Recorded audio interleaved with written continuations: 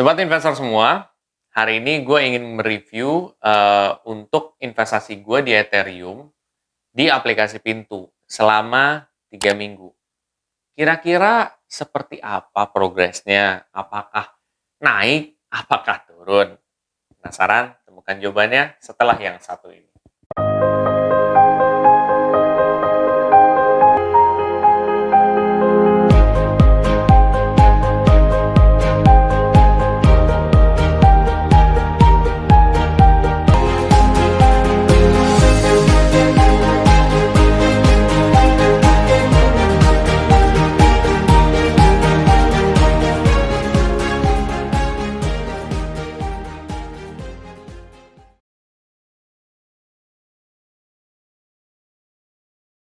Ya, jadi kalau mau dibilang naik atau turun, ya seperti yang kalian tahu lah, lagi turun ya guys gitu. Dan mungkin sebagian daripada kalian juga udah mulai investasi di Ethereum ya. Terus kalian langsung shock, aduh penurunannya serem sekali ya. Karena nggak hanya di Ethereum, di beberapa cryptocurrency lain juga seperti itu gitu.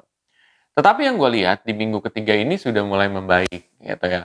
Walaupun dia minus, tapi tetap dia ada plusnya 10%, 20%, 20% gitu. Ya memang ada turun. Jadi kayaknya udah mau mulai stabil kayaknya ya. Udah mau mulai stabil dibandingkan sebelumnya kan turun terus gitu. Tapi back again, ya gue nggak ahli dalam memprediksikan market secara tepat ya. Secara, wah ini tanggal segini, bulan segini bakal terjadi menaikan. Gue nggak ada kemampuan sedahsyat itu ya, kayak gitu. Tetapi ya back again, kalau misalkan gue sebagai investor, itu gue akan top up pada saat nominalnya itu lagi rendah gitu. Dan pada saat lagi rendah, nanti ketika naik, gue akan dapat hasil yang lebih tinggi gitu. Seperti yang sebelumnya gue pernah jelasin ya, di cryptocurrency gue udah pernah investasi di Bitcoin dan gue dapat untung 200% gitu. Caranya ya simple aja gitu. Lo taro, udah gitu. Lo tunggu, terus habis itu lo bisa dapat hasilnya. Pada saat itu gue pakai teori lamsam.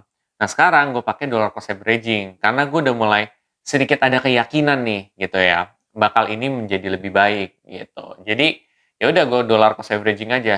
Nominal kecil lama kelamaan kan kalau lo dollar cost averaging juga gede gitu. Katakan lo taruh cuma 100.000, ya 100.000 lo kalian aja sama 12, udah 1.200.000. 1.200.000, lo kalau misalkan returnnya udah gede, itu berapa hasilnya? Kan gitu. Jadi lo jangan lihat kayak nominal 10 juta, 20 juta, ya kalau lo mampu ya nggak apa-apa. Ya, mampu dalam arti kebutuhan, keinginan, itu tuh lo udah pisahin ya. Kalau lo masih pakai duit kebutuhan, duit keinginan, lo udah gagal, Pak. Makanya lo harus pisahin dari itu semua, gitu. Ya itu intinya, gitu. Baru lo di situ mampu tuh di situ. Nah, setelah itu gue top up-nya seperti apa sih gitu. Di saat-saat seperti ini, ya top up gue adalah seperti biasa ya. Jadi gue di Ethereum tinggal klik beli aja berapa nominal yang gue investasiin, udah habis itu. Sesimpel itu doang gitu gue top up gitu.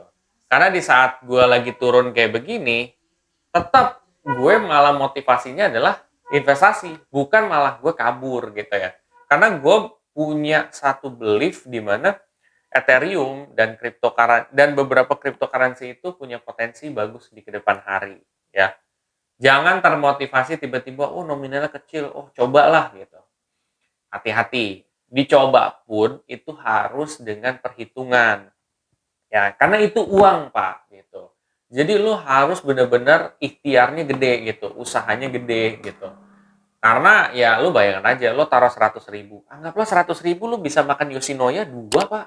Itu bisa makan enak kan gitu. Jadi kalau lu bisa benar-benar perhitungin dengan matang ya, walaupun itu hasilnya gagal ataupun berhasil, ya udah nggak apa-apa. Kalaupun gagal lo jadi pembelajaran. Kalau berhasil, wah lu udah bisa menghasilkan duit yang banyak di kedepan hari. Tapi back again itu merupakan keputusan gue sendiri ya untuk berinvestasi. Masalah lo mau investasi setelah gue omongin ini atau belum itu nggak masalah gitu. Bebas, itu keputusan investasi ada di diri kita masing-masing.